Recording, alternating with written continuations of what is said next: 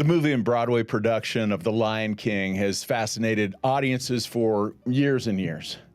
It's a story of a young lion cub named Simba, who is the heir of a pride of lions and who has a destiny to succeed his father as king of the lions.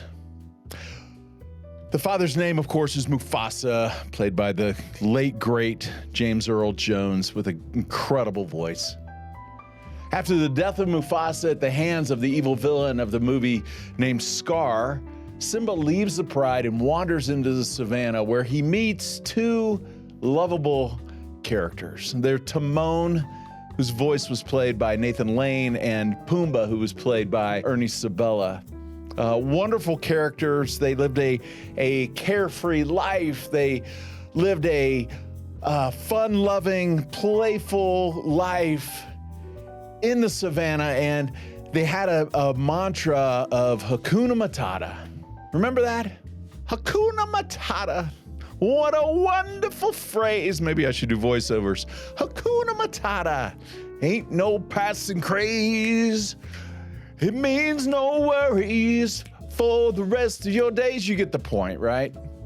It's their problem-free philosophy, and that's the movie talks about these guys and that shows them just playing and having fun and not having a care in the world. And there is just one problem. What's the problem? Well, I mean, there's a meerkat, he's playful, lovable. There's a warthog, but one of these things is not like the other. One of these things, kind of like Sesame Street, just doesn't belong, and you got to figure out which one.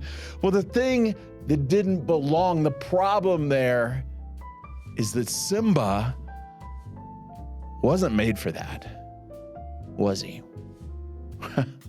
He wasn't a playful meerkat. He wasn't a warthog. He was a prince who had a calling and who had a destiny and needed to remember who he was and needed to fulfill a mission that he had. He was the prince of a pride of lions. That's who he was. Men, welcome to the next stage.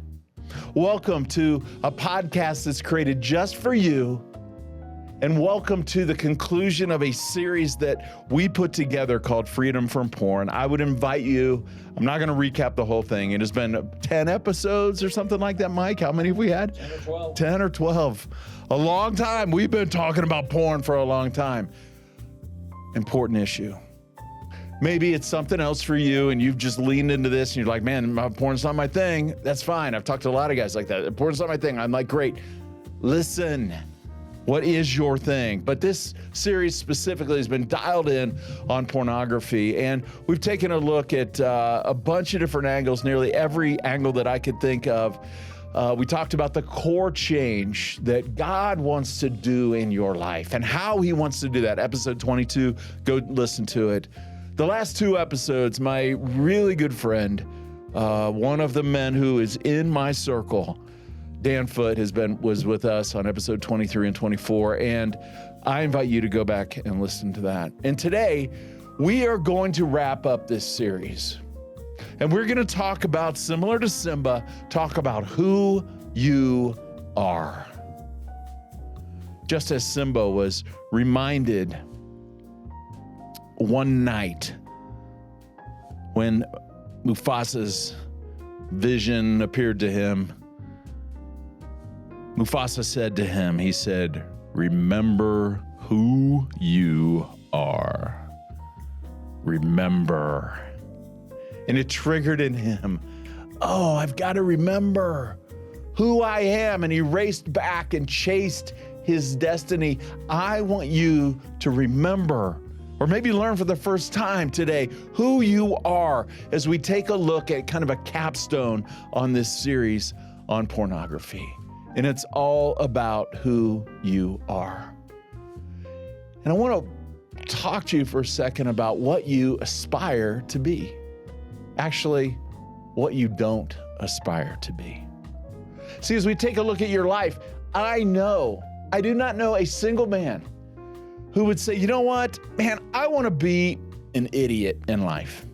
The dumber, the better. Sign me up. What you don't want to be in life, you don't want to be a person who ruins your life. Be like, man, I just want to ruin my life. I want to jack up my marriage. I want to jack up my job. I want to jack up my kids. How about, I want to be an addict. Anybody aspire to that? No. I want my wife to find out that I go to strip clubs secretly with the guys from work, and then she's going to leave me. How about, I want to get a DUI. I want to get charged with felony domestic abuse. I want to spend time in jail, and I want to live my life as a felon for the rest of my life and have that on my criminal record. I want to get caught having an affair that's going to end my marriage and damage my kids and make them lose trust in me for the rest of their lives and cause generational pain.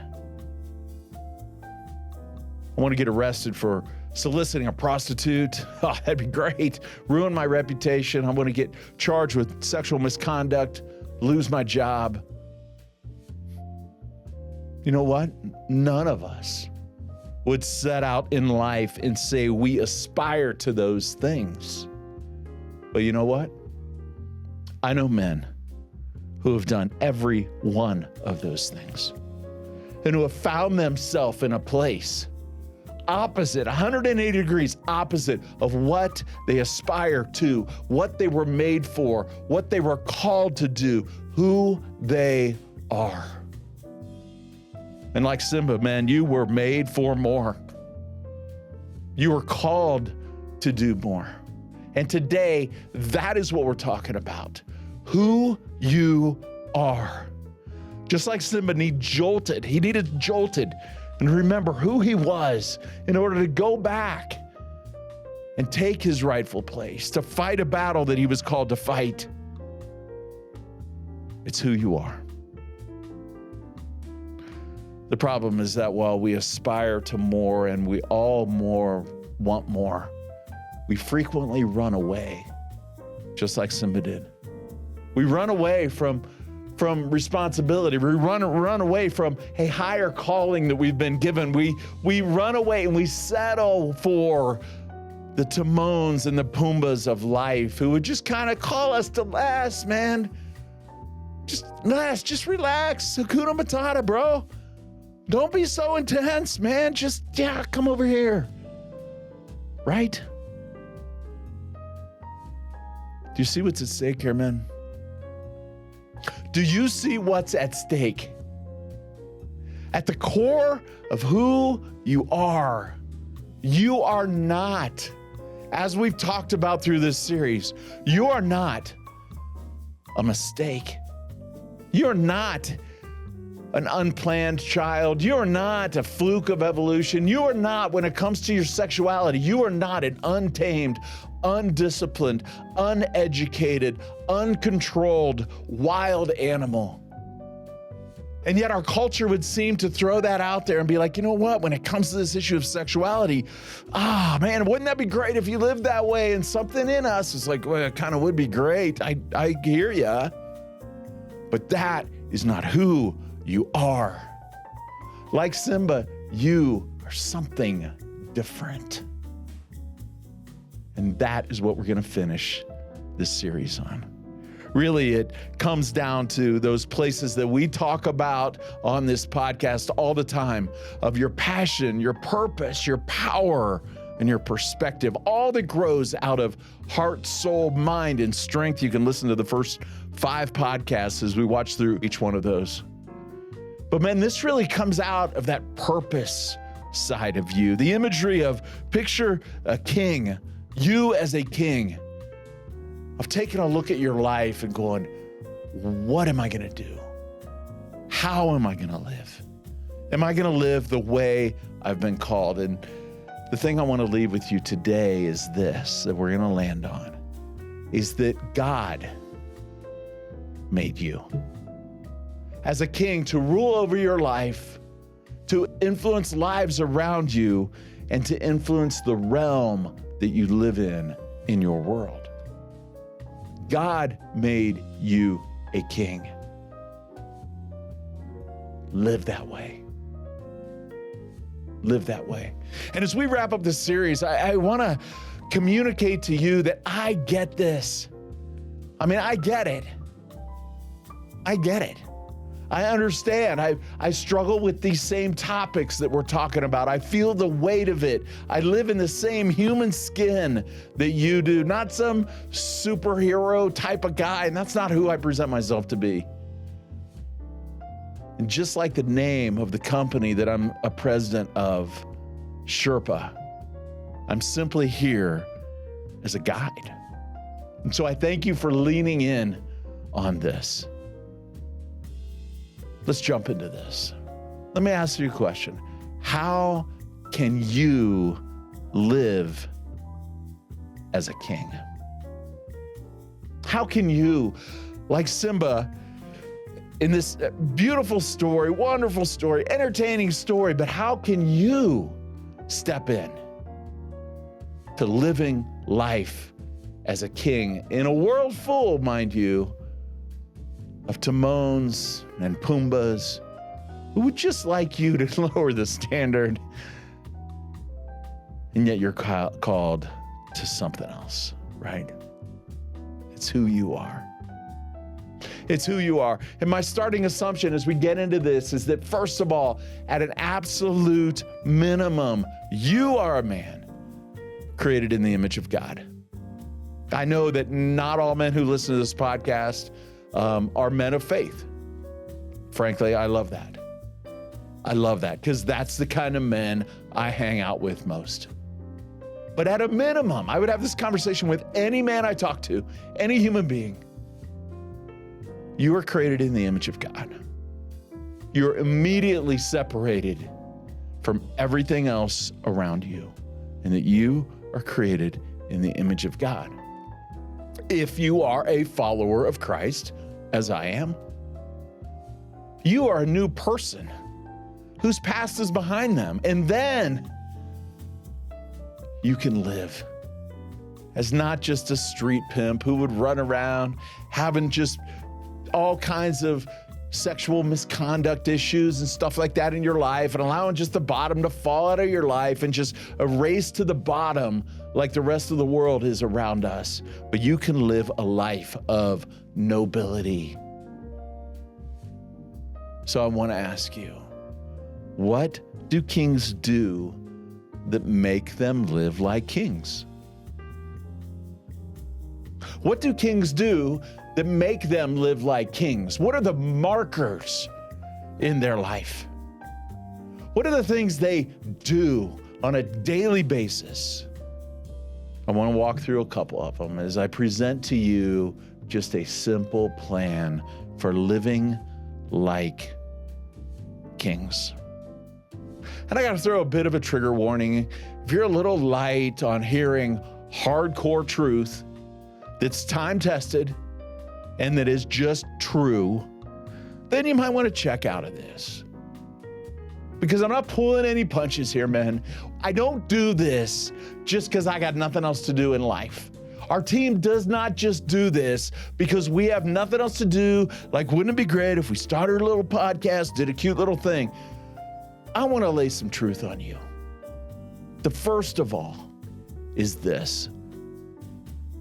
I want to talk about who you are, because kings understand who they are. Number one, who are you? Genesis 1 and 2 lays a picture of men who were created in the image of God, meaning God said, I want to put my fingerprint in nature. How am I going to do that?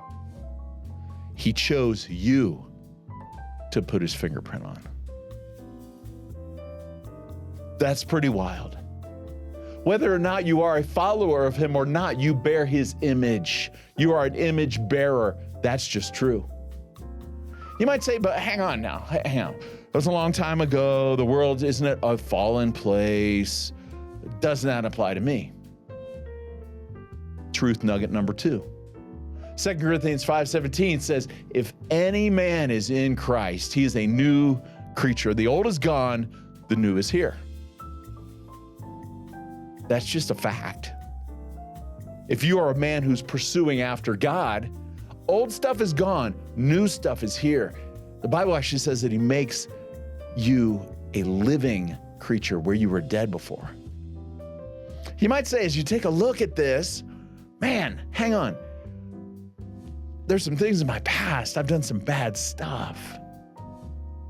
Check this out. The writer of the First Testament, or of the New Testament, the Apostle Paul, says in Philippians, he says, listen, one thing I do, I forget what is behind me, and I strain forward for what is ahead. I press on to the goal to win the prize that God has called me to. You might say, but what about the fact that I don't really feel like much of a king? Check this out. 1 Peter 2:9. You, like it or not, are a chosen people. You are a royal priesthood, a holy nation of God's own possession. Later on in the book of Revelation, it says that God made you kings and priests to serve God. Let those nuggets just sink in. Kings know who they are. That's who you are. Whether or not you feel like that or not. Kings know who they are. If you're ever in doubt and all up in your feelings, let your soul marinate in that. It's just true. Turn off all the worthless stuff around you in the media, in social media, in the news, on the radio, whatever it is you listen to, just tune that out and let your soul marinate in that. Why? Because kings know who they are. What do kings do to help them live out who they are? First of all, they know who they are. Secondly, kings resist the inclination to live lesser lives. They just do. Think about the highest attaining person you know. Maybe it's an athlete, maybe it's somebody in business, maybe it's somebody who's just physically got it together or mentally got it together or totally committed to the things that they're committed to in life. They let go of the inclination to live a lesser life. They carve all the fat out and they live the way they know they need to live. So kings resist the inclination to live lesser lives. One example having to do with this is around some of the decisions I've already talked to men during this podcast series who have told me some of the things they've done to resist living lesser lives. I've talked to men who have recognized the 24/7, 365 porn factory that they have in their pocket called their cell phone. And they've shut off all of their social media. They just said, I want to get rid of this stuff. I want to be done. And so I'm like, well, what are you doing? They're like, well, I'm turning off Instagram. I'm getting rid of all the social media stuff. I'm like, how do I get a hold of you? And he goes, call me, dude. Text me. Just call me. I'm not on that anymore. I'm like, why? Because it's too big of a trap. I know men who have to go to trade shows in Vegas. Boy, if there's they don't call it Sin City for nothing, right? If there's a place to get trapped, go there. I remember the year that I got sober from alcohol. I had to go to Vegas 3 weeks in a row, 3 out of 4 weeks for trade shows. Man, there was always a moment where the guys I was with carved off probably 2/3 of them, half of them probably, honestly, would be like, hey, babe, we're going to the strip clubs. You want to go? And I'm like, oh, Rob doesn't do strip clubs, man. Rob's going this direction. And there would always be a man or two who would follow me because I didn't care. I'm like, you guys have fun. Good luck. I'll see you in the morning. In the morning, they'd be like, I feel like crap. Oh, that was horrible. What am I going to tell my wife? Just be the guy who steps out. Why? Because kings resist the inclination to live lesser lives. That's just what they do. Number 3, what do kings do to live like kings? Kings live out their true identity, even when it's difficult. Even when the fecal material of life hits you really hard, kings stand. They don't shrink. They dig deep. They dig into their true identity. I coach a man who struggles deeply with the things that we've been talking about. I jumped in with him and just said, you know what? I'm in. Let's go. I share struggles.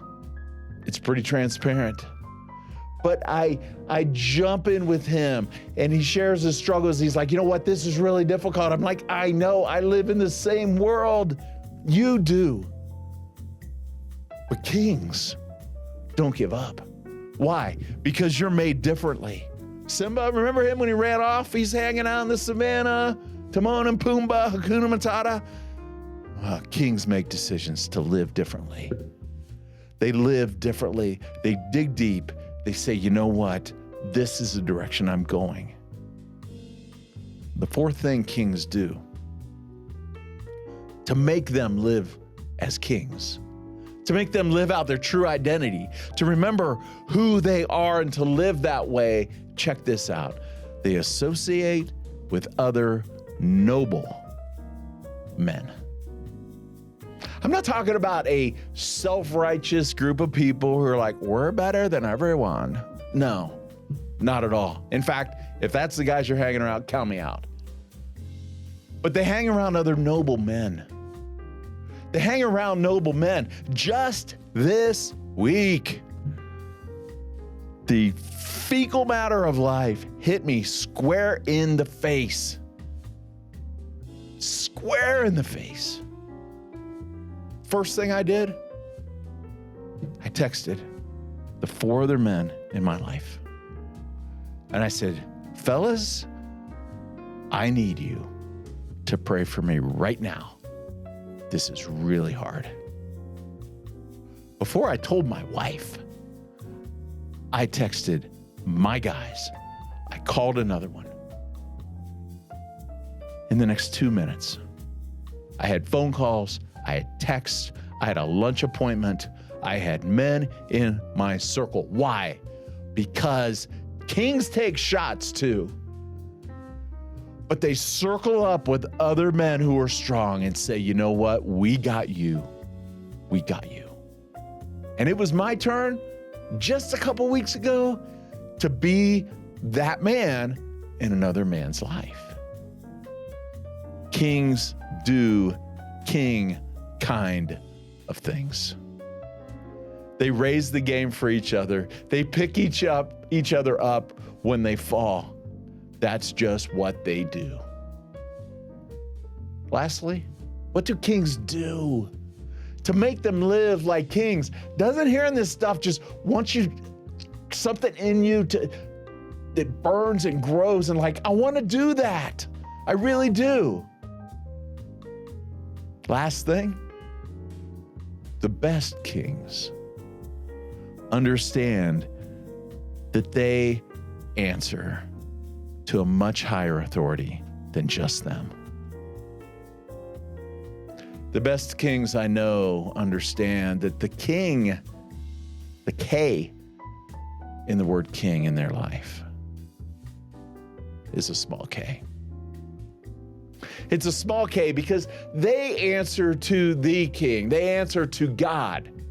And they know that they're under his authority. In fact, they were made in his image.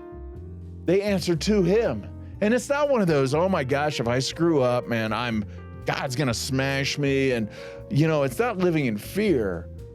It's living because they aspire They aspire to something more. They aspire to be like their creator. They aspire to be like God and to live like God and to live out what they were made for. Remember Simba? Remember who you are. And he remembered. And he remembered. And he separated from his old buddies because they had something higher that he was called to do.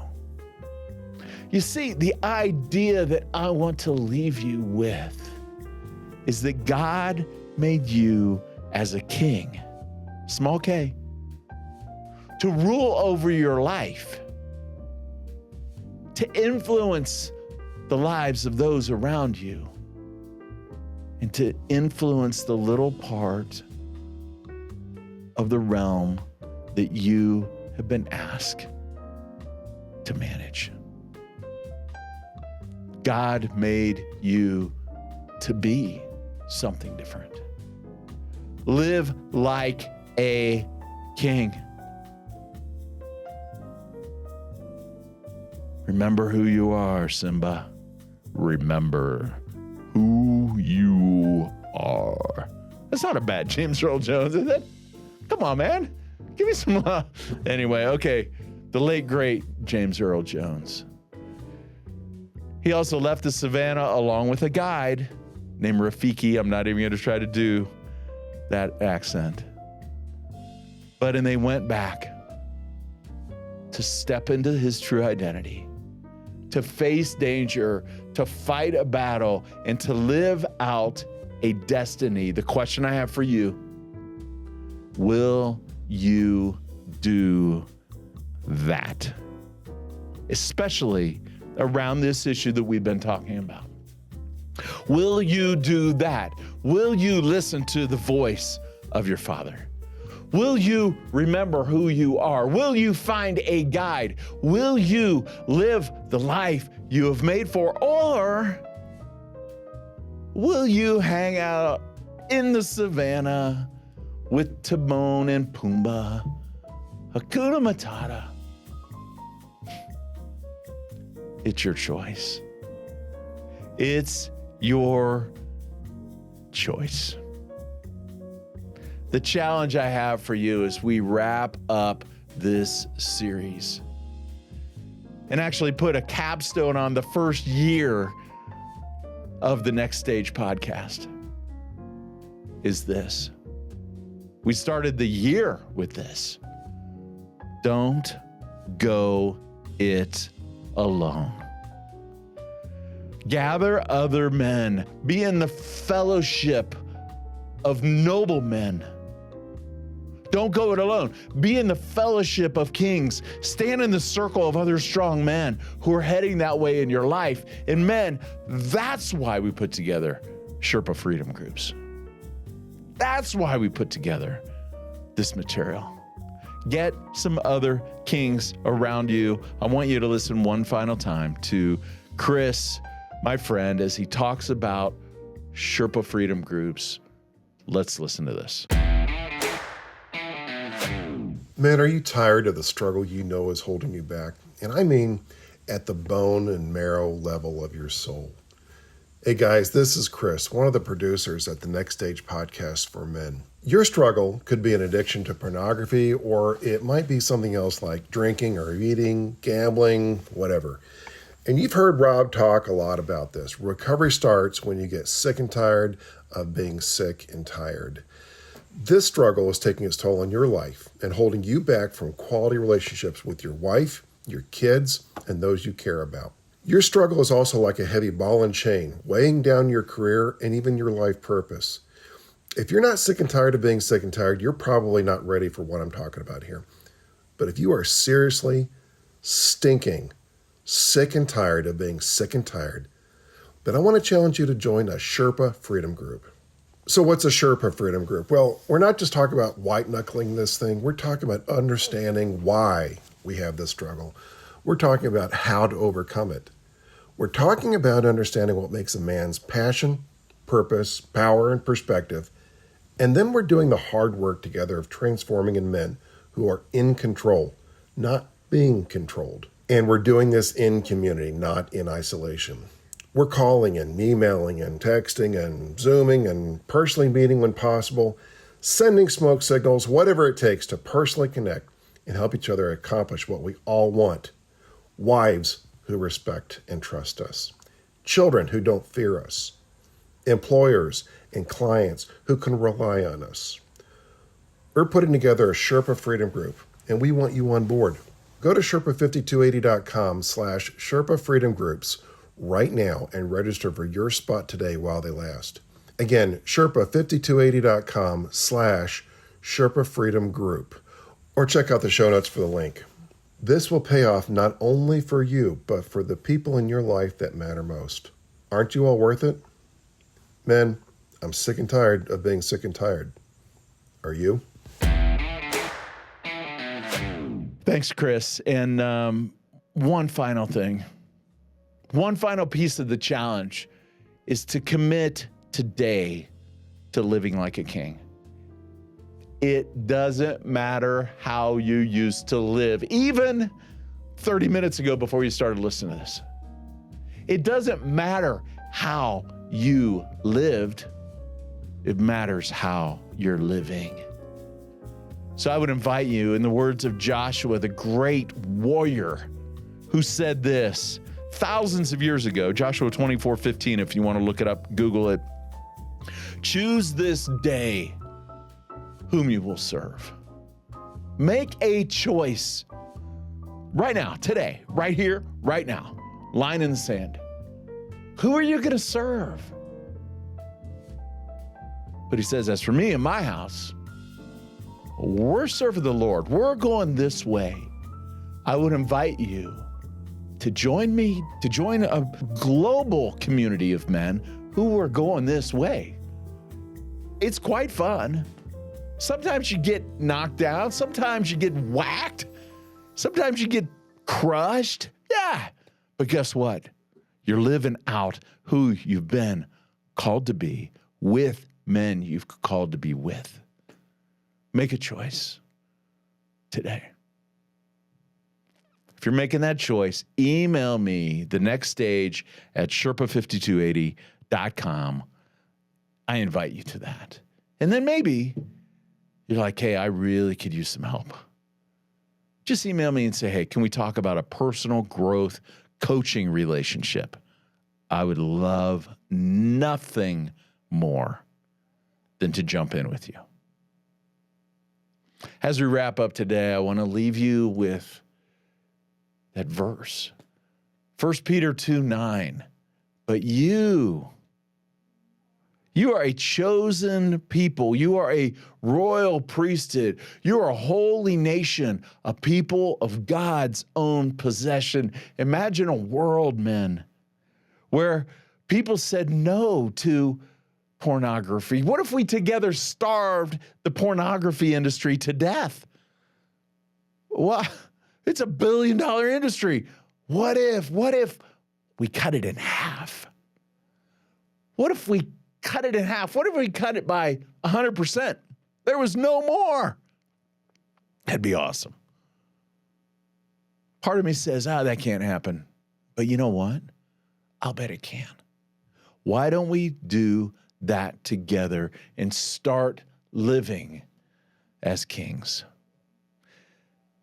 As we wrap up this series, Freedom from Porn, may you be a man who steps into his true identity like Simba did. And remember that God made you as a king to rule over your own life, to influence those around you in your realm, and to influence the world as a whole.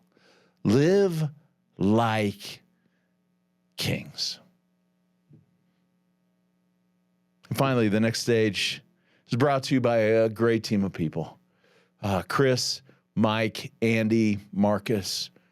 I'm your host, Rob Stout, and these episodes drop every couple weeks. I want to ask you to like, to share, to subscribe to The Next Stage, any of our social media channels.